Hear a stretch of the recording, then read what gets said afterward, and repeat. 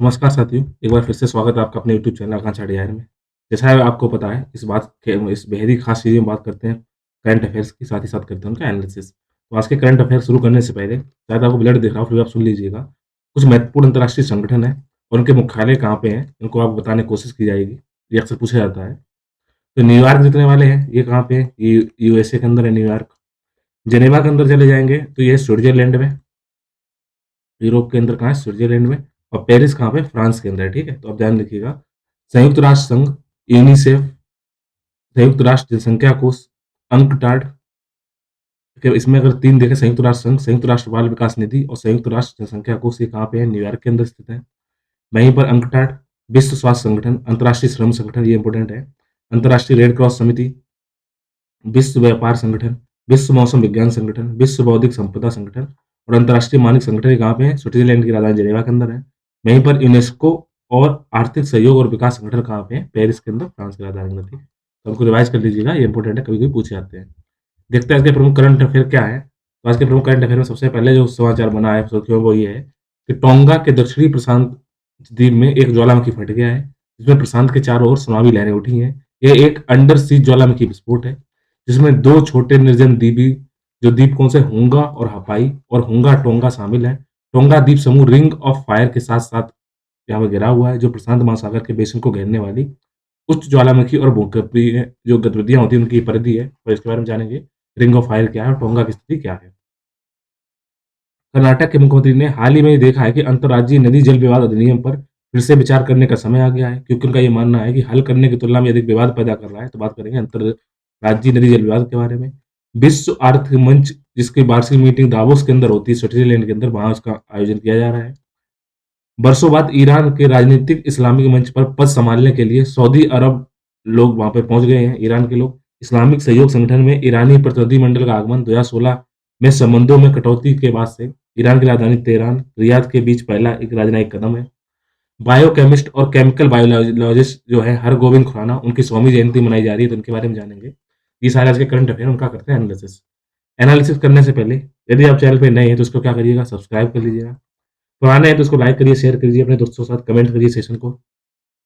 और सबसे इम्पोर्टेंट क्या है, बेल आइकन प्रेस कर लीजिए, जिससे कि मेरे द्वारा अपलोड किए गए वीडियो की नोटिफिकेशन आप तक पहुँच पाए। और अपनी यूपीएससी तैयारी, चाहे स्टेट पीसीएस तैयारी, इसके अलावा SSC, banking, railway, NTPC, group D, air force, navy, army, teaching, इन सभी एग्जाम को अच्छे से तैयारी कर सकें और अपने करंट अफेयर को सही से अपडेट करते रहें। तो सबसे पहले देखते हैं उन टॉपिक को जो यूपीएससी की जीएस पेपर 1 से लिंक है। टोंगा ज्वालामुखी विस्फोट और ये महत्वपूर्ण जो भौगोलिक घटनाएँ हैं, उनसे संबंधित मुद्दा होगा, वहाँ पे क्वेश्चन बनेगा। तो अगर टोंगा की आप स्थिति देखिएगा, जनवरी 7 के क्या थी, ये द्वीप कुछ इस तरीके से था, यहाँ पे धुआँ निकल रहा था। और अब जनवरी 15 के बाद में यहाँ पे सुनामी आई है और कुछ इस तरीके की स्थिति देखी गई है, ठीक है।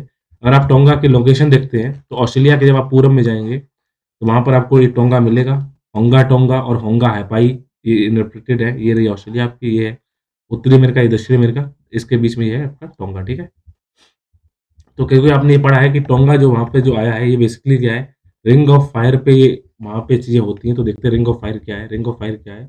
प्रशांत महासागर सागर में ऐसी लाइन है जिसके आसपास क्या होता है, ज्वालामुखी क्रियाएँ होती रहती हैं। ये पश्चिमी दक्षिणी अमेरिका, पश्चिमी उत्तरी अमेरिका, इसके अलावा आपका ये यहाँ पे आप आ जाएँगे तो आप जापान आएगा, उस कोरियन स्टेट आएगा, इसके बाद फिलीपींस वगैरह है और न्यूज़ीलैंड और न्यू गियोना के आसपास का क्षेत्र है, ये न्यू गियोना के अंदर है। यहाँ पर मेरियान खाई भी इसी के अंदर आती है, रिंग ऑफ फायर के बारे में। तो रिंग ऑफ फायर क्या है? तो द रिंग ऑफ फायर है क्या?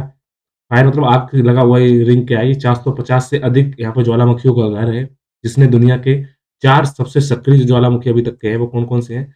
संयुक्त राज्य अमेरिका में माउंट सेंट हेलेंस, जापान में माउंट फूजी, फिलीपींस में माउंट पिनातुबो, ये शामिल है। कभी-कभी क्या होता है, इनको रिंग ऑफ फायर को सर्कमफ्रेंस ऑफ बेल्ट भी कहा जाता है, कि उसके वहाँ पे लगे हुए हैं, सर्कमफ्रेंस पैसिफिक बेल्ट कहा जाता है। दुनिया के जितने भी भूकंप आते हैं, उनका 90% यहाँ पे आता है, और जितने बड़े भूकंप आते हैं, उनका 80% क्या आता है, रिंग ऑफ फायर में सबसे बड़े भूकंप आते हैं।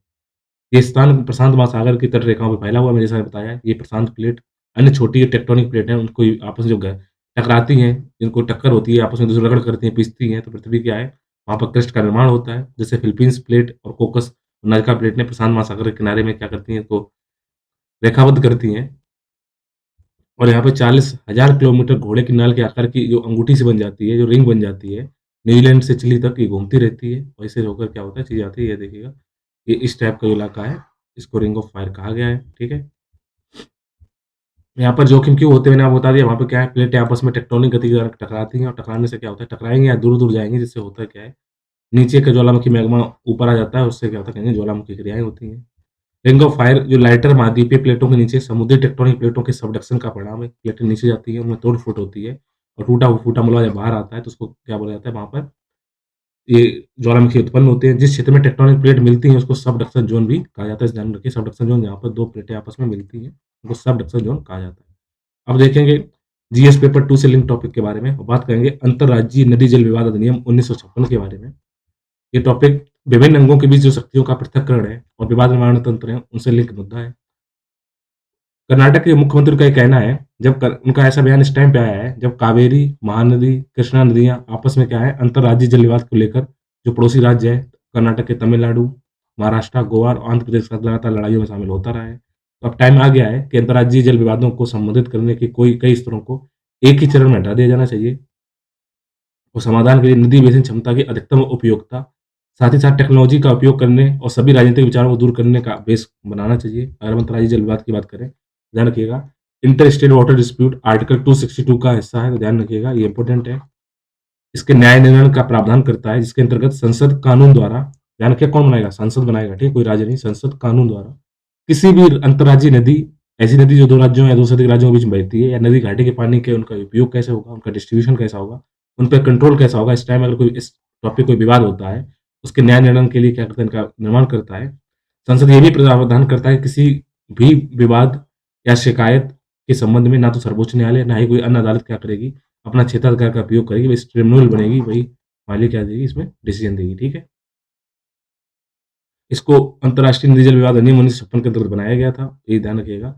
इसमें इम्पोर्टेंट क्या है, ध्यान रखिएगा, जो पानी के अंदर राज्य सूची की जो प्रविष्टि 17 है, उसमें पानी अर्थात जल आपूर्ति, सिंचाई, नहर, जल निकासी, तटबंध, जल भंडारण और जल शक्ति से संबंधित टॉपिक राज्य सूची के विषय के अंतर्गत आते हैं। वहीं संघ सूची की प्रविष्टि 56 है, उसमें केंद्र सरकार को अंतर्राज्यीय नदियों और नदी घाटियों के विनियमन करने, उनके विकास के लिए संसद द्वारा सार्वजनिक हित में समीचीन घोषित सीमा को शक्ति प्रदान करता है। बात करेंगे एजेंडा 22 जो कि विश्व आर्थिक मंच का दावोस में स्थित चल रहा है। ये महत्वपूर्ण अंतर्राष्ट्रीय संस्थान, एजेंसियों और उनके मंच की संरचना कैसी है, उनका जनादेश कैसा है, उससे संबंधित मुद्दा है। तो वर्ल्ड इकोनॉमिक फोरम की बात करें, इस क्यों महत्व ये है, क्योंकि वर्ल्ड इकोनॉमिक फोरम का जो शिखर सम्मेलन है, ये न केवल राष्ट्रीय अध्यक्षों बल्कि नीति निर्माताओं, शीर्ष अधिकारियों, उद्योगपतियों, मीडिया हस्तियों और टेक्नोक्रेट सहित राजनीतिक और कॉर्पोरेट जगत के सभी लोग इसमें भाग लेते हैं। तो कहीं न कहीं इसमें विविध मंच लोगों का होता है और उसमें कहीं न कहीं इनोवेटिव आइडियाज़ आते हैं। वर्ल्ड इकोनॉमिक फोरम के विचार-विमर्श सार्वजनिक क्षेत्र और कॉर्पोरेट निर्णय लेने को प्रभावित भी करते हैं। विशेष रूप से तब जब वैश्विक महत्व के मुद्दे जैसे गरीबी, सामाजिक चुनौतियाँ, जलवायु परिवर्तन और वैश्विक आर्थिक सुधार की बात आती है। स्विस स्की रिज़ॉर्ट में आर्थिक, कॉर्पोरेट और राजनीतिक नेतृत्व का प्रमुख मिश्रण समय-समय पर उभरने वाली जो वैश्विक चुनौतियाँ हैं, उनका समाधान खोजने के लिए सही अवसर देता है। हमारे देश के राष्ट्राध्यक्ष जो मोदी जी हैं, इन्होंने दावोस एजेंडे में अपने विचार रखे हैं। इस मुख्य पहल की बात देखें तो एजेंडा 22 में प्राकृतिक सकारात्मक समाधानों के आर्थिक अवसर पर अन्य वर्ल्ड इकोनॉमिक फोरम पहलों का शुभारंभ होगा और शुद्ध शून्य उत्सर्जन में तेजी लाने के लिए साइबर रेजिलियंस पर मिशन इसको किया जाएगा। वैक्सीन की खाई को पाटने के लिए सबको वैक्सीन मिल सके, वैश्विक मूल्य श्रृंखलाओं को लचीला बनाने, उन्हें मजबूत करने की कोशिश की जाएगी। मानवीय निवेश के माध्यम से नाजुक बाजारों में अर्थव्यवस्थाओं का निर्माण करना भी अगले कुछ दिनों चर्चा रहेगा। अगली महामारी की तैयारी के लिए डेटा सॉल्यूशन का उपयोग कैसे करें, इस पर भी चर्चा की जाएगी। इम्पोर्टेंट ये है कि स्विट्ज़रलैंड की राजधानी जिनेवा है, वहाँ पर विश्व आर्थिक मंच का यहाँ पे सचिवालय है। 1971 में उसको स्थापित किया गया था और ये क्या है, स्विस एक एनजीओ है, नॉन या लाभकारी संगठन है। इस टाइम इसके संस्थापक और कार्यकारी अध्यक्ष क्लाउस शावाब हैं और इम्पोर्टेंट ये है, यूपीएससी की हमेशा ही पूछता है कि कौन सी रिपोर्ट कौन निकालता है, ध्यान रखिएगा। तो वर्ल्ड इकोनॉमिक जो फोरम के द्वारा जो भी रिपोर्ट निकाली जाती है, वो कौन-कौन सी है? ऊर्जा संक्रमण रिपोर्ट, वैश्विक प्रतिस्पर्धात्मक रिपोर्ट यानी ग्लोबल कॉम्पिटिटिवनेस इंडेक्स, ये इम्पोर्टेंट है। वैश्विक IIT report, global gender gap report, ये इम्पोर्टेंट है। वैश्विक जोखिम रिपोर्ट और विश्व यात्रा और पर्यटन रिपोर्ट, ये इम्पोर्टेंट, ध्यान रखिएगा। वैश्विक प्रतिस्पर्धा प्रतिस्पर्धात्मक report, global competitiveness index, global gender gap report और वैश्विक यात्रा और पर्यटन रिपोर्ट, ये इम्पोर्टेंट है, ध्यान रखिएगा। इस्लामिक सहयोग संगठन की बात करते हैं, जो आपको ये मैप दिखाई पड़ रहा है, वहाँ पर जो हरे और रेड कलर के इस्लामिक मुख्य और जो पर्यवेक्षक राज्य हैं। 2016 में प्रदर्शनकारियों ने ईरान में सऊदी राजनयिक मिशनों थे, उन पे हमला किया। जब राज्य ने श्रद्धेय शिया धर्मगुरु निम्न अल निम्र को वहां पे मार डाला। रियाद ने उस समय अर्थात सऊदी अरब ने तेहरान के साथ संबंध तोड़कर जवाब दिया, जबकि इन जो इस्लामिक कॉरपोरेशन के था उसके विदेश मंत्रियों ने हिंसा की निंदा भी की थी। तो अगर ऑर्गेनाइजेशन ऑफ इस्लामिक कॉरपोरेशन की बात करें, इसको 1969 में स्थापित किया गया, एक अंतर्राष्ट्रीय संगठन है जिसमें 57 देश शामिल थे। ये संयुक्त राष्ट्र के बाद दूसरा सबसे बड़ा अंतर सरकारी संगठन है, ध्यान रखना। इनका ये कहना है कि मुस्लिम दुनिया की सामूहिक आवाज है ये, और अंतर्राष्ट्रीय शांति और सद्भाव को बढ़ावा देने की भावना में मुस्लिम दुनिया के हितों की रक्षा करना इसका कार्य है। इसके अंतर्गत संयुक्त राष्ट्र और यूरोपीय संघ के स्थानीय प्रतिनिधिमंडल शामिल होते हैं। इसका स्थायी सचिवालय सऊदी अरब के जेद्दा के अंदर है, ठीक है, कहाँ पे, जेद्दा पे। भारत के लिए इंपॉर्टेंट इसलिए है क्योंकि बढ़ती आर्थिक और ऊर्जा की निर्भरता पर हाल के दिनों में अब इसका महत्व बढ़ गया, क्योंकि भारत को कहीं न कहीं आर्थिक और ऊर्जा की निर्भरता इन इस्लामिक देशों पे होगी, इसलिए इनका इंपॉर्टेंस रखता है। बात करेंगे हरगोबिंद खुराना जी के बारे में। इनकी 100वीं जयंती मनाई जा रही है। इनका जन्म 9 जनवरी 1922 को रायपुर में हुआ। अब रायपुर पाकिस्तान के अंतर्गत है। इनके अगर अनुसंधान और योगदान की बात की जाए, इन्होंने सर अलेक्जेंडर टॉड के साथ कैम्ब्रिज विश्वविद्यालय 1951 में एक फेलोशिप के दौरान न्यूक्लिक एसिड पर इन्होंने रिसर्च किया। उन्होंने 1970 में आनुवांशिक में एक योगदान दिया वहाँ पे, जब इन्होंने उनकी टीम की एक खमीर जीन की पहली कृत्रिम प्रति का इन्होंने संश्लेषण करने में क्षमता हासिल की।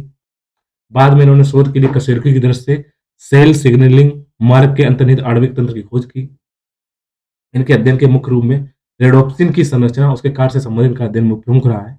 एक प्रकाश संवेदनशील प्रोटीन को कशेरुकी आंखों की रेटिना में पाया जाता है। रेडोप्सिन, ध्यान रखिएगा, कहाँ पाया जाता है? आंखों की रेटिना में। इन्होंने रेडोप्सिन के उत्परिवर्तन जो लाइट को रिफ्लेक्ट कर देते हैं, उसकी जांच को भी रेटिनाइज पिगमेंटोसा से जोड़े हैं, इस रतौंधी कारण बनते हैं, इसकी इन्होंने क्या की, रीजन दिया। पुरस्कारों की बात की जाए तो उनके रिसर्च के लिए मार्शल डब्ल्यू निरेनबर्ग और रॉबर्ट डब्ल्यू हेली के साथ इनको फिजियोलॉजी या मेडिसिन के लिए 1968 में नोबेल पुरस्कार दिया गया, जिसमें ये दिखाने में मदद मिली कि न्यूक्लिक एसिड में न्यूक्लियोटाइड, जो कि कोशिका के आनुवंशिक कोड को ले जाता है, कोशिका के प्रोटीन के संश्लेषण को नियंत्रित भी करता है।